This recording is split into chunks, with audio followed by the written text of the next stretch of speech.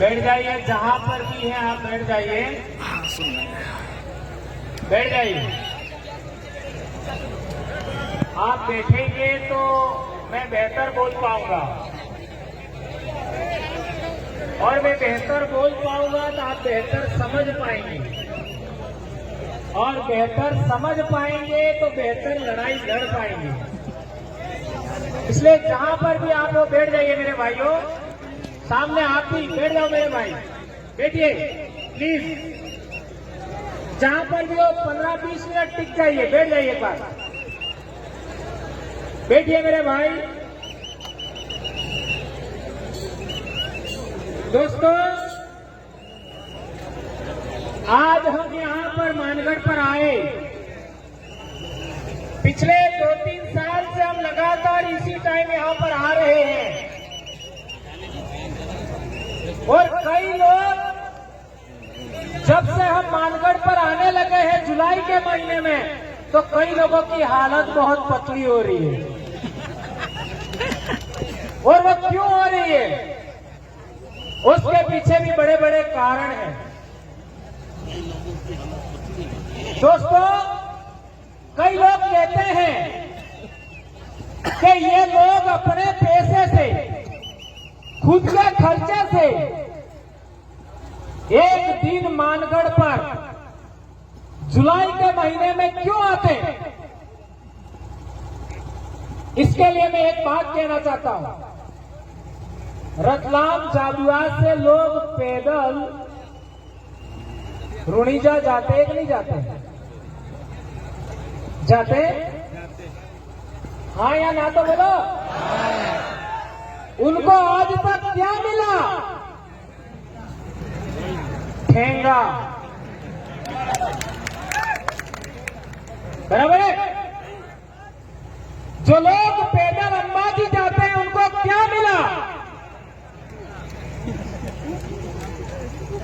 और जो लोग मानगढ़ आते हैं उनको क्या मिला? एक भाई कह रहा है बहुत मिला। मानगढ़ आने की वजह से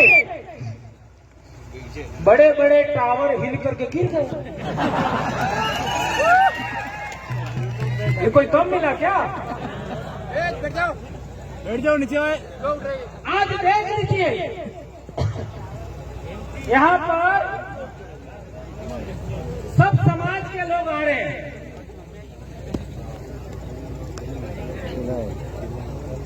कई लोग कहते थे कि आदिवासी परिवार सबसे ज्यादा राजपूतों का विरोधी है।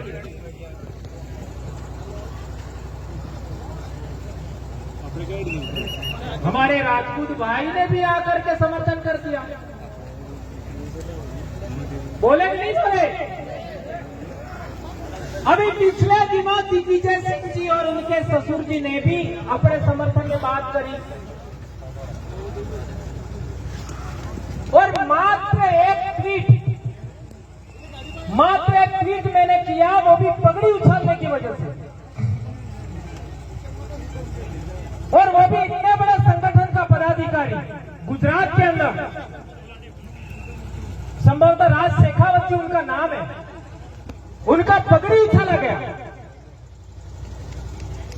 अरे भैया, आपका विरोध हो सकता है, लेकिन आपको पगड़ी उछालने का अधिकार किसने दिया? आदिवासी परिवार पगड़ी उछालने वाले विचार का विरोधी है, यह बात हम कहना चाहते हैं। आदिवासी परिवार उस विचार का विरोध इंसान होकर इंसान के चेहरे पर पेशाब करता है। ये बात सच है, गलत है? सबने वीडियो देखा, मध्य प्रदेश में एक आदिवासी पर एक गैर आदिवासी ने पेशाब किया। वो नर पेशाब आदिवासी नहीं हो सकता, इस देश की माटी का नहीं हो सकता। वो भारत देश का पानी पीता है तो वो गलत है, ऐसा हम मानते हैं। ऐसे नर पेशाबों को पुनः भारत से बाहर भेजना का संकल्प लेना चाहिए हमको।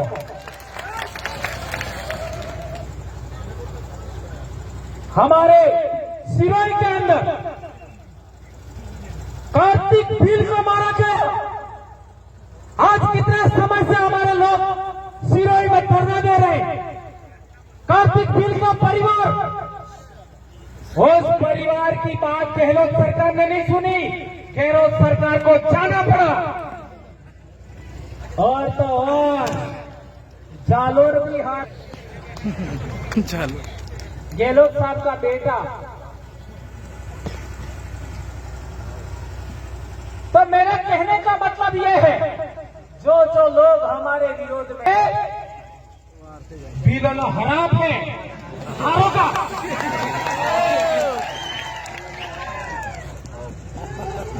अब विलन भेगा કરીને मानगढ़ थकी हराम बनना तो भी तुम्हारा सत्यानाश होगा। जाओ, ये हमारे बाप दादा ने किया। आदिवासी परिवार उस विचार का विरोधी है जिस विचार ने नेमावर में हमारी बेटियों को मार करके जमीन में जेसीबी से काट दिया। ये बात हमें समझनी है। आदिवासी परिवार उस विचार का विरोधी है जिसने पूजा भील के टुकड़े किए। मामली में आदिवासी परिवार उस विचार का विरोधी है जिसने बाबूलाल भील को नीमच में गाड़ी के पीछे बांध कर खींचा। क्या यह बात सही है कि गलत है? हम उस विचार के विरोधी हैं। हम चाहते हैं कि ऐसे लोगों के शासन में हम ना रह करके हम हमारे पूर्वजों की व्यवस्था, भीलराज की जो व्यवस्था है उसके अधीन हमारे समाज को संरक्षित करना चाहते हैं, आगे बढ़ाना चाहते हैं। अरे अपने बाप दादा का मतलब ये है, हम उस विचार के विरोधी हैं। क्या सूरज कभी भेदभाव करता है क्या? हाँ, तुमको ज्यादा रोशनी देंगे, तुमको रोशनी नहीं देंगे। सूरज कभी ऐसा करता है क्या? क्या चंद्रमा किसी के साथ भेदभाव करता है क्या? इसलिए हमारे बाप दादे ये धर्म ध्वजा है।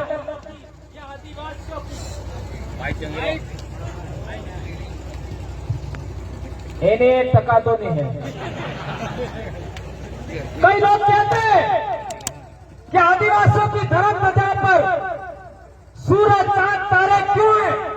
तो मैं कहना चाहता हूं कि सूरज सबके साथ समान व्यवहार करता है, चंद्रमा सबके साथ समान व्यवहार करता है, तारे सबके साथ समान रोशनी देते हैं। इसलिए हमारी आदिवासियों की धर्म ध्वजा पर सूरज, चांद, चंद्रमा है। तो कई धर्म वालों ने सूरज अकेला ले लिया, नहीं ले लिया और कहते हैं हम बड़े हैं, और अपने आप को कहते हैं हम तो ब्रह्मा के मुंह से पैदा हुए। अटलो झूठू मोड़ा तो की कार्य पैदा था लिखा। अब ये झूठी बातें हमको मनवाने का प्रयास करते हैं, हम क्यों मानेंगे? आज से 2500 साल पहले गौतम बुद्ध ने कहा था, पहले जानो फिर मानो, पहले जानो फिर मानो। हम जांच करेंगे कोई इंसान मुंह से पैदा होता है कि नहीं होता, इसके बाद मानेंगे। कई लोग तो ऐसे भी बोलते हैं, हमारा जज था राजस्थान का, मोर के आंसू से मोरनी गर्भवती होती, ऐसा क्या था? और एक भी आदिवासी इस बात को स्वीकार नहीं कर सकता क्योंकि वो जंगल में रोज जानता है मुर्गी कैसे गर्भवती होती है। मोरनी। अब ऐसी कपड़ी बातें क्यों मानेंगे? यह बात समझने की जरूरत है। हम उस विचार के विरोधी हैं जो पानी पिलाने में भेदभाव करता है, जो खाना खिलाने में भेदभाव करता है, जो साथ बैठने में भेदभाव करता है। मैं आज से सभी राजपूत समाज के आदिवासी भाइयों को कहना चाहता हूं, खाने, बैठने और पानी पीने में भेदभाव त्याग दो। कल से आप यहां आओ, आधे तुम बोला आधे हम बोलते, चलो, खाने में भेदभाव नहीं, पानी में भेदभाव नहीं, बैठने में भेदभाव नहीं। क्यों? क्योंकि रिसर्च में यह प्रूव हुआ है कि डीएनए जांच हो जाए तो आधा हमारा समाज निकलेगा। क्यों? हमारे समाज का जो शासक वर्ग था उसको कन्वर्ट करके आज जिस तरीके से करवाया जा रहा है उस तरीके कन्वर्ट करके हमारे समाज से अलग कर दिया। आज हमारे नेता हमारे समाज से अलग करके कन्वर्ट करके अलग किए कि नहीं किए, उसी तरीके हुआ है। इसलिए मैं कहना चाहता हूं, गणतंत्र का इतिहास पढ़ो, राजतंत्र का इतिहास पढ़ो तो समझ में आएगा।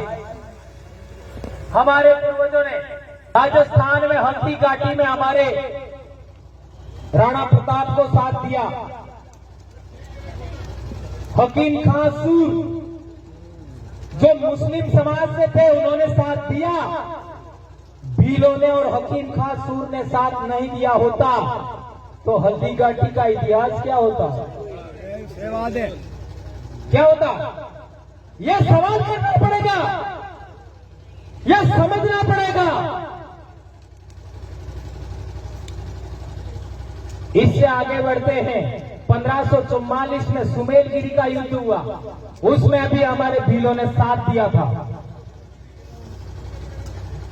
खानवा के युद्ध में भी हमारे भीलों ने साथ दिया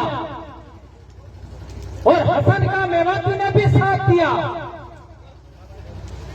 खानवा के युद्ध में हसन का मेवाती और भीलों ने भी साथ दिया। उससे आगे बढ़ते थे 1178 में मोहम्मद गौरी जो भारत में आया था तो सिरोही में जो युद्ध हुआ आबू के पास, उसमें भी हमारे भीलों ने साथ दिया था। उससे आगे बढ़ते हो, आज सोमनाथ की बात करो। सोमनाथ में आपका क्या नाम था? गुहिल, नाम दिमाग से हमीर गुहिल, उसको भी हमारे भील गणवीर, क्या नाम था उसका? वेगड़ा भील ने साथ दिया था। पहले वेगड़ा भील मरा तब जाकर के हमीर गोहिल मरा, तब तक उसकी सुरक्षा करते रहे जब तक अंतिम सांस तक एक भील नहीं मरा तब तक। उससे आगे बढ़ते हो, जब कासिम आया था 712 ईस्वी में, तब भी हमारे पूर्वजों ने साथ दिया था। हमने जो भी आक्रमणकारी बाहर से आया सदा यहां के शासक वर्ग का साथ दिया। लेकिन तुमने हमारे साथ क्या किया ये अब कोई रोक नहीं सकता और भंवरलाल परमार को तो रोका ही नहीं जा सकता। क्यों नहीं रोका जा सकता? मेरे से 7 पीढ़ी मेरे पहले मेरे बाप ने अपने सुराता पाल के एक आदमी को बचाने के लिए, गमेती के परिवार को बचाने के लिए मारो मातो लई लो लेकिन केड़ा रात के सुड़ी दो उनके जी, अपना माथा बलिदान कर दिया। लेकिन पाल सुराता के गमेती का बीज जिसका नाम केला रात था उसको बचा लिया। उसी केला पर रात के 3 या 4 पीढ़ी बाद वाला रात नाम का गमेती हुआ। उस वाला रात के घर में ही गोविंद गुरु को शरण दिया था पाल सुराता के लोगों ने। ये बात हमें जानना पड़ेगा। तो संत गोविंद गुरु महाराज का जो विचार है वो आगे बढ़ा है, उसको सभी लोग नमन करते हैं। तो आप लोगों को बेरसा, बांसिया और सुराता के त्याग बलिदान को कभी भूलना नहीं चाहिए। हम उस विरासत के लोग हैं। तुम क्या समझाओगे हमको? उस डीएनए के बच्चे हैं हम, उस पाल के बच्चे हैं हम। कई लोग हमारा विरोध करते हैं। ऐसे वर्ण संकरों को मैं कहना चाहता हूं, थोड़ा सा अपने बाप दादाओं का इतिहास समझो और इतिहास समझ करके बात करो। ये कारवा ऐसे खड़ा नहीं हो गया। ये लोग भंवरलाल परमार के लिए नहीं आ रहे। ये लोग कांतिलाल रोज के लिए नहीं आ रहे, ये लोग राजकुमार रोज के लिए नहीं आ रहे, ये लोग अन्य दूसरे साथी उनके लिए नहीं आ रहे। ये बात हमें समझना पड़ेगा, अन्यथा हम अपने आप को महान पुरुष मान बैठेंगे और दूसरे लोग कुछ नहीं रहेंगे। हमारे मुंह से जो सच्ची बातें निकलती है, हम जो सही बातें बताते हैं, उसके लिए ये लोग आ रहे हैं। क्या ये बात सही है गलत है? कौन कौन इस बात का समर्थन करता है? इसलिए किसी को मुकाबले में नहीं रहना है। मैं एक बार पुनः कहना चाहता हूं, आदिवासी परिवार को मानने वाले सभी लोगों को हमें सच ही बोलना है, सच के अलावा कुछ नहीं बोलना है, चाहे कुछ भी हो जाए। कल परसों मेरे भाई को खाली गाने, समूह गान में खाली एक भिल प्रदेश शब्द जोड़ देने से एपीओ कर दिया। कल परसों तुम्हारी प्रार्थनाएं किसने बनाई? तुम्हारे समूह गान किसने बनाए? हम कहना चाहते हैं